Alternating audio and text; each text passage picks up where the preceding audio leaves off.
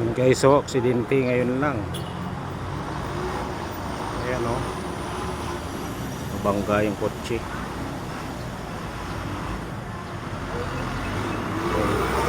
Magkabog eh. Ayun lang. Tao.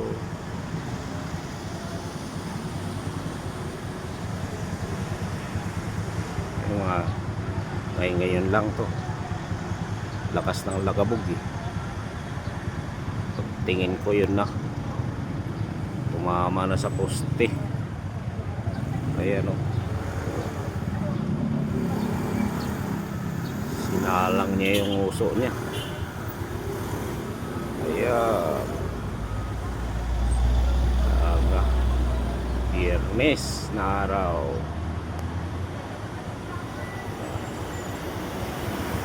Sa pole. Lakas ng lagabog niya eh. Ayan. Nangyari.